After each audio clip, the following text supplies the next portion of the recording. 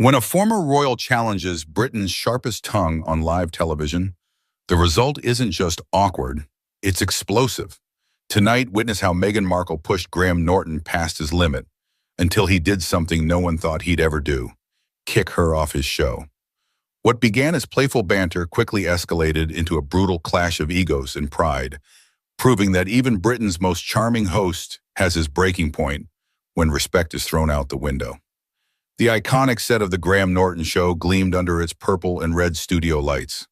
The cameras rolled as Graham spun around in his chair, flashing that trademark mischievous grin at his audience. Everyone knew they were in for a good night. After all, his guest was none other than Meghan Markle, a figure who had captivated, divided, and exhausted public opinion in equal measure. Graham adjusted his cufflinks theatrically before announcing, "Ladies and gentlemen, please welcome Meghan Markle." The audience erupted into polite, if hesitant, applause as Meghan emerged from backstage in a form-fitting green dress, her hair in perfect waves. Her heels clicked sharply on the stage floor, echoing through the silent parts of the studio. She flashed her rehearsed smile and raised her hand in a queenly wave that felt more ceremonial than warm. "Meghan, wonderful to have you here," Graham said as he stood to greet her, offering the customary air kisses. "Thank you, Graham. Lovely to be here," she replied coolly, her eyes darting briefly to the cameras as though checking her angles before settling on him. From the beginning, there was tension, not the kind that comes from nerves, but the kind that comes from two people already engaged in a battle of unspoken wills. Meghan sat on the infamous red sofa, crossing her legs precisely, her hands resting in her lap. Graham wasted no time getting into his signature banter. "So Meghan, the whole world seems to have something to say about you lately. You're practically keeping half the British tabloids in business. Is that the plan? Stimulate the economy single-handedly?" The audience chuckled at the cheeky remark, but Meghan's smile barely reached her eyes. "Well, Graham," she said evenly, "I wouldn't expect you to understand the complexities of living your life under constant attack, but I wouldn't call it stimulating the economy, more like feeding vultures." "Oh, good heavens," Graham replied lightly, though his eyebrow twitched ever so slightly. "Feeding vultures? Surely you've had your share of choice words too. Interviews, a book, a Netflix series. You've given them plenty to chew on." Meghan tilted her head with the faintest smirk. "I'm sorry, Graham. Is this your show or their show? Are you here to interview me or just regurgitate tabloid nonsense?" The audience's laughter this time was nervous, and Graham's grin tightened. But true to his form, he leaned back, clasping his hands over his knee. "Oh, I assure you, Meghan, these are my questions, though I admit they're probably what everyone watching at home is dying to hear." "Well," she said crisply, "perhaps you should think about asking better questions." And with that, the temperature in the room dropped noticeably. The subtle jabs gave way to open hostility as Meghan's composure slipped and Graham's patience began to fray. What started as clever banter now felt more like a duel in front of millions. You could feel the studio air tighten with every exchange, as Meghan's sharp tongue clashed with Graham's legendary wit. But even Britain's favorite host can only take so much. Graham took a sip from his water glass, his eyes narrowing just slightly as he set it down. "So Meghan," he said smoothly, "you've always championed honesty and openness. Let's be honest then. Do you ever regret leaving the royal family? Or is everything just exactly as you planned it?" Meghan's lips tightened before she responded. "Regret? No. I regret trusting people who didn't deserve it. But leaving? Absolutely not." Graham leaned forward, resting his elbow on his knee. "You say that quite convincingly, though some might say you've made a career out of walking away from obligations." The audience gasped softly at the bluntness of the question, and Meghan's head jerked toward him, her smile gone. "Excuse me? Is this how you treat all your guests, Graham? Or is this just for me?" "Oh no," he said, letting his trademark smirk return. "Just the special ones." Meghan laughed, but there was no warmth in it. "Well, I suppose you have to provoke someone to make good television. Is that what you're doing here? Because it feels more like bad therapy." The audience tittered at her comeback, but the laughter quickly died as Meghan turned more cutting. "You know, Graham, for someone who thrives off other people's stories, You're surprisingly bad at listening to them. Graham's eyes flashed with something sharper now. Oh, I listen just fine, Meghan. I just happen to know when a story is a performance instead of reality. That clearly struck a nerve. Meghan sat up straighter, her tone hardening. Performance? Are you implying that my life is some kind of act? Well, Graham replied lightly, you are an actress. The crowd erupted into a mix of gasps and nervous laughter. Even the band in the corner exchanged uneasy glances as Meghan's cheeks flushed crimson. You know what? She shot back, her voice rising just enough to echo. At least I know who I am. I'm not hiding behind a desk, making snide remarks about other people because I'm too afraid to take risks myself. Graham's mouth twitched into a thin line, his hands clasping tighter. Well, at least I don't mistake victimhood for courage. The room froze. Meghan blinked at him, genuinely stunned for a beat, before the familiar mask of poise returned. You really think you're clever, don't you? Sitting up here every week, mocking people's pain for ratings. Better than monetizing it, Graham shot back without missing a beat. The audience collectively inhaled, the tension between them now crackling like static. Meghan leaned forward, her eyes locking onto his. Careful, Graham, she hissed, her voice low but dangerous. You're about one question away from making a very big mistake. Oh, Graham replied, his voice matching her edge. And what mistake would that be? Asking you what everyone else is already thinking? Meghan's laugh this time was sharp and humorless. No, Graham, forgetting that you're not untouchable. The silence that followed was deafening, the audience shifting in their seats as if afraid to even breathe too loudly.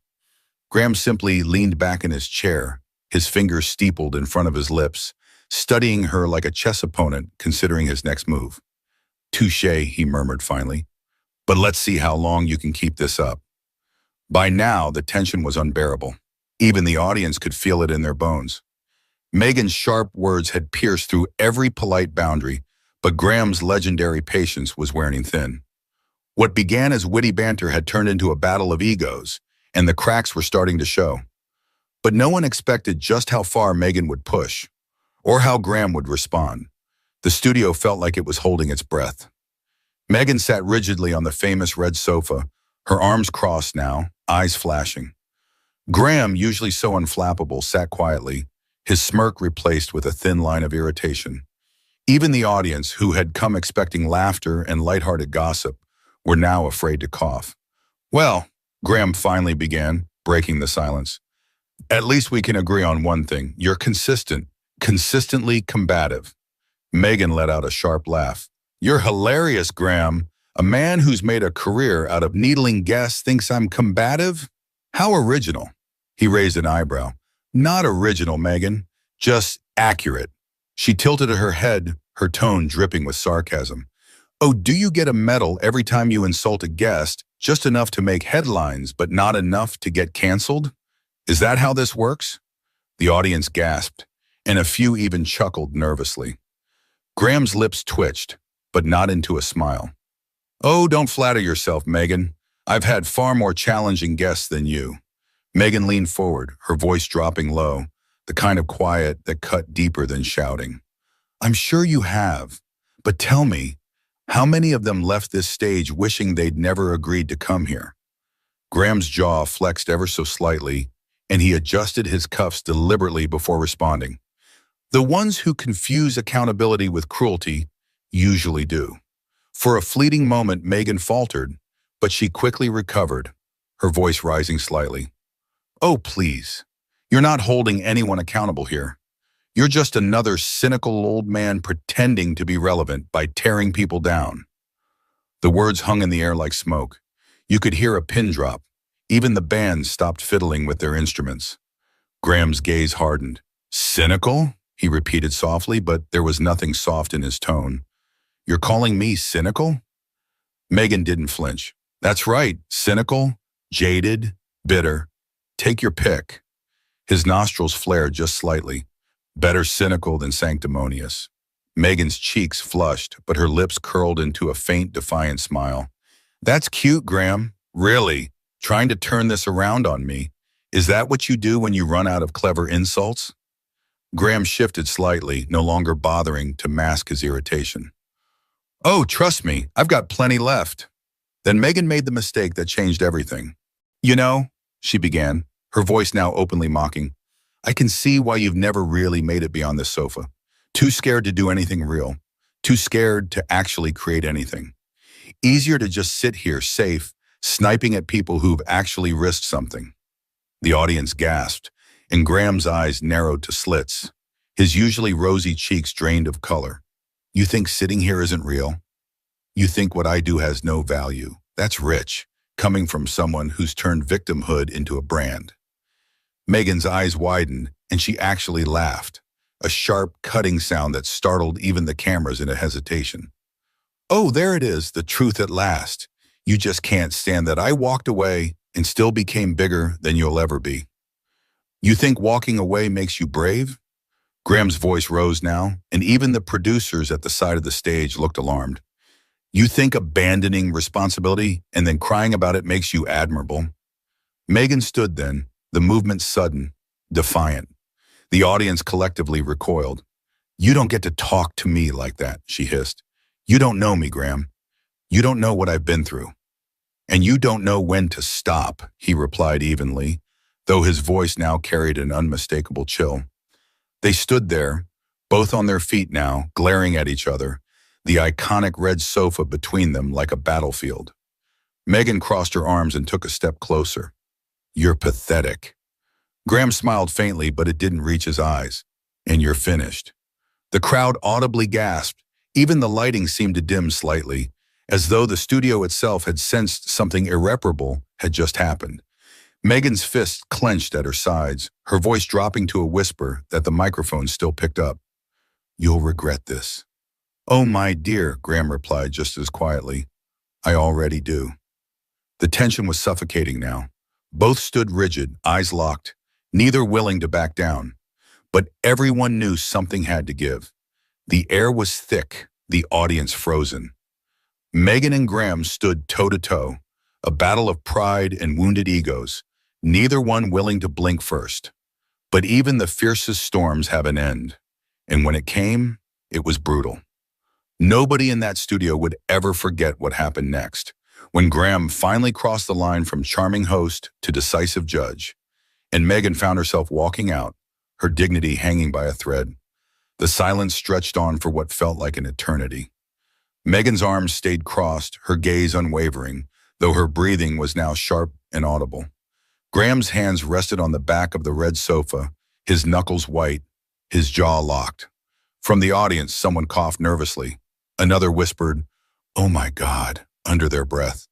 The cameras stayed fixed, catching every flicker of tension like a predator stalking prey. Then Graham straightened. His expression had shifted. The mischievous sparkle in his eyes was gone, replaced by something steely and commanding. He adjusted his jacket, smoothed his tie, and spoke, his voice cold, clear, and devastating. Meghan, he said, addressing her formally now, I think we're done here. Meghan blinked as though she hadn't quite heard. Excuse me? You heard me, he replied, standing tall, his voice carrying easily through the stunned silence. This conversation stopped being productive about 10 minutes ago, and as much as I adore spirited debate, he let the words hang, then added, I can't allow my show to become your personal therapy session. Gasps from the audience. Meghan's lips parted, and for the first time all night, she seemed genuinely caught off guard. You're kicking me off your show, she said finally, her voice rising an octave, incredulous. Graham's mouth quirked upward at one corner, but there was no warmth in it. Let's call it bringing the curtain down early, for the sake of everyone here. The producers at the side of the stage exchanged frantic glances, but no one moved. Meghan's hands dropped to her sides, then curled into fists. You don't get to dismiss me like some, she began, her voice trembling now. Some forgettable guest. But Graham cut her off with a single raised hand. Oh, my dear, I'm not dismissing you because you're forgettable. I'm dismissing you because you're unforgettable. For all the wrong reasons. The audience audibly gasped, some covering their mouths, others whispering to each other. A few even clapped, though quickly stopped themselves. Meghan stood frozen, her eyes glassy now, but still blazing with fury. "You'll regret this," she whispered. "You think you can humiliate me? You think this makes you look strong?" Graham's smile sharpened into something like a dagger. "No, Meghan, this isn't about looking strong. This is about reminding you, and everyone else watching, that respect is not optional here, and you left yours at the door." "That did it?" Meghan's lips pressed into a thin line. Without another word, she grabbed her clutch from the sofa, stood tall, and spun on her heel toward the exit. The audience didn't dare breathe as she strode to the edge of the stage. The cameras followed her, catching every deliberate step. As she reached the studio doors, she paused, just once, and glanced back at Graham. Her expression was unreadable. Some twisted mix of defiance, anger, and perhaps a hint of regret. And then she was gone. The doors closed behind her with a faint click. The sound echoed in the silent studio like a gunshot. For a long, uncomfortable beat, Graham simply stood there. Then, as though nothing had happened, he adjusted his jacket again, turned to the audience with that familiar twinkle in his eye returning, just barely, and said, "Well, I suppose we'll be needing the bigger sofa next time." The studio erupted, part laughter, part nervous applause, part disbelief. The tension began to dissipate, but the electricity in the air remained. They all knew they'd just witnessed something historic. Even the band picked up their instruments hesitantly, filling the space with a few awkward chords. But everyone, from the crew to the audience, couldn't stop glancing at the exit, half expecting Meghan to burst back through at any moment. But she didn't. As the cameras cut away, Graham let out a slow breath. His shoulders relaxed, but his eyes stayed hard. Whatever storm had just passed, he'd weathered it, but not without scars. And Meghan? Somewhere beyond those studio doors, her heels clicking furiously against the corridor floor, she was already rewriting the narrative, already plotting her next move. But one thing was certain, she wouldn't forget this night, and neither would anyone else. What did you think of this unforgettable clash between Meghan Markle and Graham Norton? Did Graham go too far, or was he justified in asking her to leave? Let me know your thoughts in the comments below. And don't forget to hit subscribe for more jaw-dropping stories from behind the scenes of television's biggest moments.